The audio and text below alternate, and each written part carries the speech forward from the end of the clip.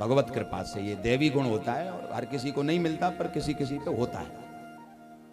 तो ये आप सब आनंद का अनुभव कर रहे हो। तो सुनिए, अब भगवान ने सुदामा जी से बातचीत करी। सुदामा भैया एक बात कहें? बोले कहो। बोले गुरुकुल में जब हम लोग पढ़ते थे कितना आनंद आता था। हाँ ये बात तो है, अब नहीं आ रहा उतना आनंद। अब तो जिम्मेदारियां बहुत बढ़ गई हैं। पहले तो हम लोग बिल्कुल फ्री थे, कोई बात ही नहीं।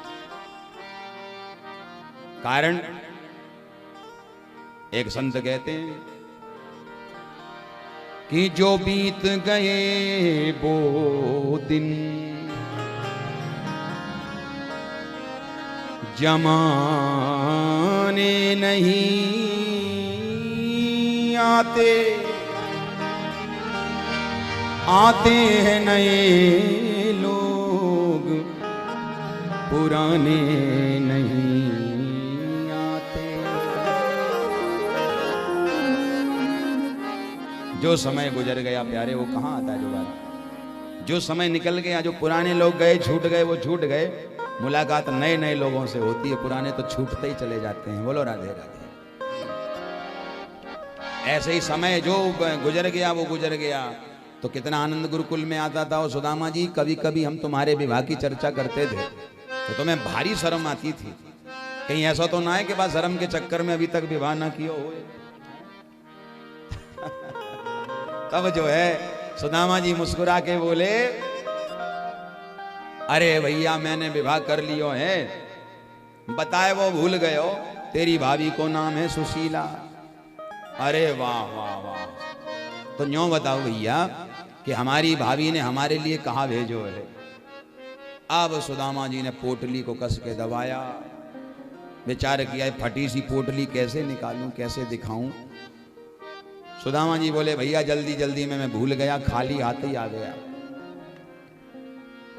भगवान ने भी सारे में सुदामा जी को कहा, सुनो जिंदगी निकल गई गरीबी भोगते भोगते, पर झूठ बोलने की आदत अभी तक नहीं गई। बचपन में गुरुकुल में जब थोड़ी उद्दंडता की तो गुरुजी ने सजा दी कि जाओ लकड़ी लेके आओ। और जब जाने लगे दोनों कृष्ण सुदामा तो गुरु माता को दया आ गई कि बेचारे बच्चे ही तो हैं। सो 4 मुट्ठी चना दे दिए और सुदामा को पकड़ा दिए कि सुदामा एक काम करियो, 2 मुट्ठी तुम्हारे और 2 कन्हैया के, जब भूख लगे तो मिलके दोनों भाई खा लेना। और हुआ ऐसा कि मौका लगा तो सुदामा जी ने देखा कि कृष्ण लकड़ी तोड़ रहे हैं, सुदामा जी उठा के इकट्ठी कर रहे थे। बारिश होने लगी, मौसम बिगड़ गया। भगवान ऊपर ही पेड़ पे छुप गए, सुदामा जी नीचे छुप गए। सुदामा को लगी भूख तो 2 मुट्ठी अपने भी खा लिए।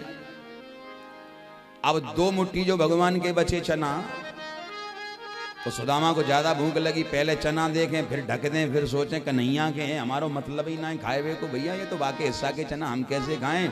लेकिन मन माने ही ना है भैया, बार बार मन करे खाए हुए को, भूख ही ना मिट रही इनकी। तो सुदामा ने कहा एक काम करते हैं, 2 मुट्ठी एक खा लेते हैं, एक छोड़ देते हैं। तो 1 मुट्ठी भरे और उसको जैसे ही मुंह में डाला तो कट कट की आवाज। भाई चना चबाए जाए तो कट कट की आवाज। जैसी कन्हैया ने सुनी, कहा भयो भैया ये आवाज कैसी। सुदामा बोले अरे कन्हैया तो ये मालूम ना है, मैं इतना कमजोर ब्राह्मण हूं और ऊपर से ये बारिश हो रही है, हवा चल रही है, ठंड पड़ रही है, तो सर्दी के मारे दांत किटकिटा रहे हैं। बोलो राधे राधे। भगवान बोले अरे भैया छुप जाओ ढंग से। अब बची दूसरी मुट्ठी तो विचार किया सुदामा ने, इससे कन्हैया का पेट तो भरने वाला है नहीं, तो हम ही काय को भूखे रहे तो हम ही खा लेते हैं। तो महाराज वो मुट्ठी भी जैसे ही कट कट की आवाज भई, सो कन्हैया ऊपर से बोले सुदामा जी हमें ऐसा लगे कि तुम्हें कछु ज्यादा ही ठंड लग रही है, तुम्हारे दांत कछु ज्यादा ही किटकिटा रहे हैं। बारिश बंद भई। भगवान बोले लाओ भूख लगी, चना लाओ। सुदामा जी बोले कौन से चना। बोले जो गुरु माता ने दिए थे। अरे अरे वो चना। बोले हाँ वो वाले। बोले वो तो बह गए पानी में। बोलो राधे राधे। बरसात इतनी भई कि पूरे पानी में बह गए। खैर संतों के अपने अपने भाव हैं, लेकिन अपन तो एक ही बात मानते हैं कि अवश्यमेव भोक्तव्यम कर्म एव शुभाशुभम। बस अब लोग कहें कि चना खाए इसलिए गरीबी मिली, कोई कहें कछु खाए तो गरीबी मिली, लेकिन इतना जानो कि आप जैसा कर्म करेंगे उसके अनुरूप आपको फल की प्राप्ति होगी। बस इतना ही समझ लीजिए। तो कहा भगवान ने कि आप भी झूठ बोल रहे हो, तब भी झूठ बोले थे। भगवान से ज्यादा चतुर कौन हो सकता है? भगवान ने कहा छोड़ो कोई बात नहीं, खाली हाथ आए हैं तो क्या हुआ, तुम ये बताओ विवाह किया है तो बच्चे भी होंगे? बोले हाँ है ना, 2 बच्चे हैं। अच्छा सुदामा ये बताओ कितने बड़े बड़े हैं? अब पोटली दबी थी बगल में, सुदामा बोले एक इतना बड़ा है और एक इतना बड़ा है। और जैसे ही हाथ ऊपर किया तो बगल में दबी हुई पोटली धड़ाम से जमीन में गिर पड़ी।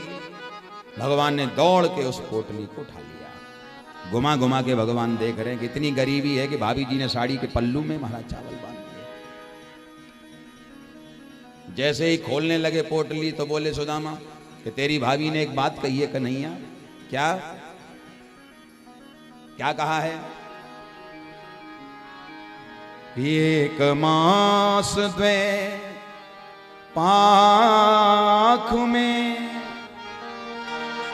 2 एकादशी हो,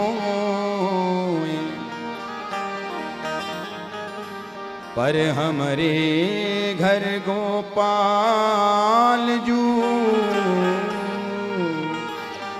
नित्य एकादशी हो।